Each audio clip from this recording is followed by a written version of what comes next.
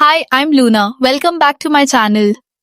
In today's video from Quantum Tech Lab, I'll guide you how to turn on power saving mode on your Samsung Galaxy phone to extend your battery life and keep your device running longer throughout the day. Open the Settings app. This is the main control center where you can adjust and customize all your device's features. Now scroll down and see the battery and device care option. On some models, it may simply say battery. Tap on it to open the battery management page.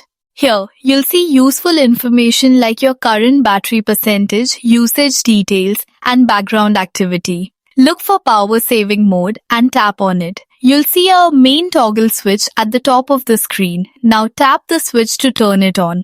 When enabled, power saving mode limits background apps, reduces screen brightness, lowers CPU speed slightly, and may restrict certain features to help conserve power. You can also customize additional settings inside this menu based on your needs.